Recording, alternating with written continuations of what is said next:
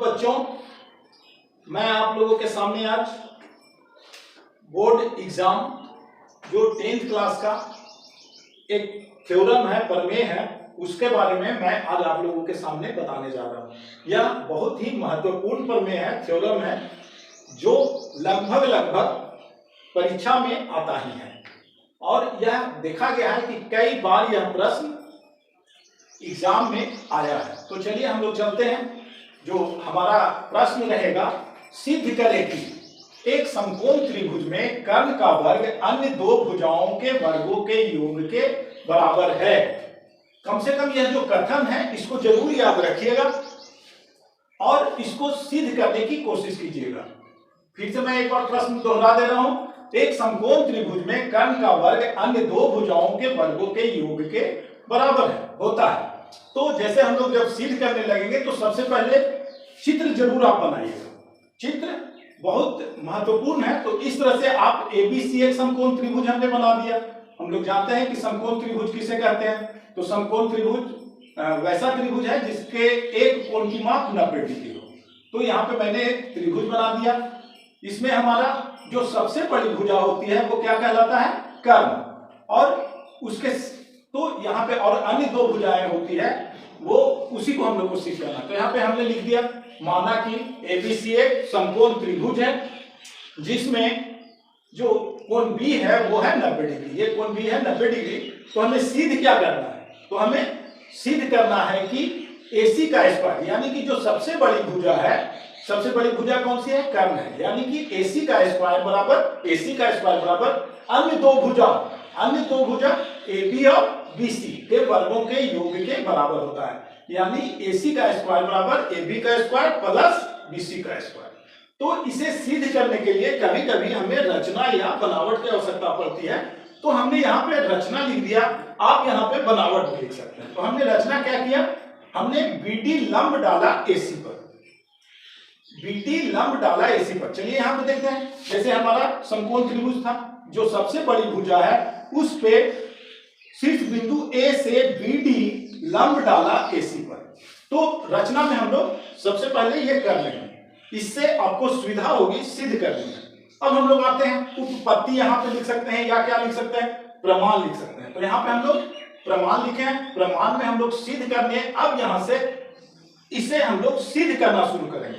तो जैसे यहाँ पे है, हमारा यहाँ पे दो त्रिभुज बन रहा है। एक हमारा बन रहा है त्रिभुज एडीबी, त्रिभुज एडीबी और त्रिभुज एबीसी में। तो हम लोग यहाँ पे देखते हैं कि क्या क्या। चलिए हम लोग सिद्ध करना शुरू करते हैं। तो यहाँ पे हम लोग प्रमाण लिख सकते हैं या उपपत्ति लिख सकते हैं। तो यहाँ पे हम लोग जो त्रिभुज बना है उस पे हम लोग चल रहे हैं। तो हम लोग सबसे पहले चल रहे हैं त्रिभुज एडीबी और त्रिभुज एबीसी में। तो त्रिभुज एडीबी और त्रिभुज एबीसी में दोनों को हम लोग तुलना करेंगे कि कौन कौन सा दोनों में समानता है। तो जैसे हम लोग एडीबी में चल रहे हैं, तो सबसे पहले हमारा क्या हम लोग देख रहे हैं कि दोनों में 90 डिग्री का, त्रिभुज एबीसी में ये 90 डिग्री का कोण बन रहा है। साथ ही त्रिभुज एडीबी में ये भी 90 डिग्री का कोण बन रहा है, क्योंकि हमने यहाँ पे लंब डाला है।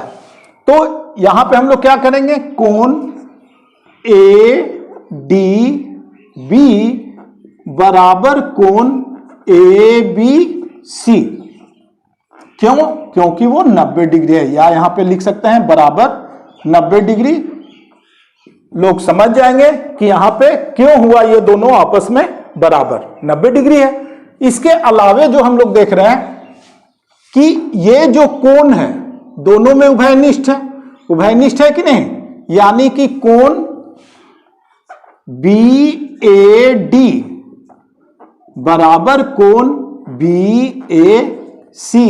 ये क्यों है, क्योंकि ये दोनों त्रिभुज में उभयनिष्ठ है, दोनों में हमारा है, इसलिए ये दोनों कोण आपस में क्या है, बराबर हैं, उभयनिष्ठ होने के कारण।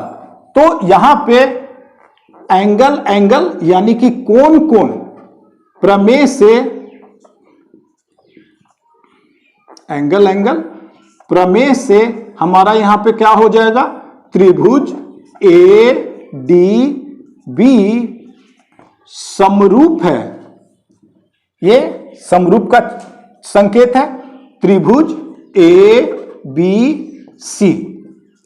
तो जब समरूप हो जाते हैं तो समरूपता प्रमेय से हमारा क्या हो जाता है, यानी कि इसकी जो भुजाएं हैं, संगत भुजा जो है वो अनुपातिक हो जाता है। तो संगत भुजा हम लोग यहां से चेक करेंगे। तो जैसे हमारा, या तो इसके लिए एक ट्रिक है, अगर एग्जाम में आप लोग भूल जाते हैं तो क्या कीजिएगा, जैसे यहां पे है ए डी और ए बी, तो यहां पे हमने बना दिया ए डी बटा ए बी। देखिए ये जो हमने लिया है उसमें आप, ये ट्रिक है, आप इसको यूज कर सकते हैं कंफ्यूज फिगर में अगर आप होते हैं तो। अगर इसे उठाते हैं हम लोग तो यहां पे हम लोग आराम से कर सकते हैं। जैसे यहां पे ले लिया हमने ए डी, तो इसका क्या ले लिया, ए बी ले लिया। अब अगर इसका ए और बी ले लिया तो यहां पे क्या बन गया, ए बी बटा ए। जब यहां ये दोनों लिया तो यहां ये दोनों ले लेते हैं, ए बी बटा ए सी। ठीक है, तो यहां पे अब हम लोग क्या करेंगे, क्रॉस मल्टीप्लीकेशन करते हैं। तो हमारा इसलिए क्या बन जाएगा, ए बी का स्क्वायर, ए बी का स्क्वायर, क्योंकि ए बी में ए बी से गुना करेंगे तो ए बी का स्क्वायर हो जाएगा, equal to A D into A C. ये हो गया, ये हमारा हो गया समीकरण फर्स्ट। यहां तक हो गया। ये दोनों त्रिभुज जो हम लोग लिए ए डी बी और ए बी सी, तो ये दोनों में हमारा सिद्ध कर, जब हम लोग हल किए तो हमारा क्या आया, ए बी का स्क्वायर बराबर ए डी गुना ए सी। अब हम लोग चलते हैं त्रिभुज बी डी सी में। तो हम लोग यहां पे करते हैं पुनः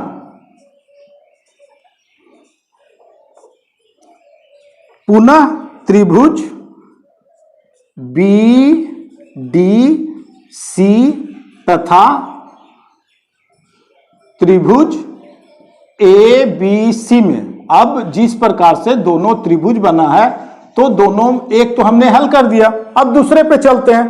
क्या आता है, तो त्रिभुज बीडीसी और एबीसी में, बीडीसी और एबीसी में हमारा ये देखिए इधर भी 90 डिग्री का लंब डाला है। तो जिस प्रकार इधर 90 डिग्री का हुआ तो उसके विपरीत भी तो 90 डिग्री का कोण बना, यानी कि कोण बीडीसी बराबर कोण ए बी सी बराबर ये क्या हो गया, 90 डिग्री हो गया।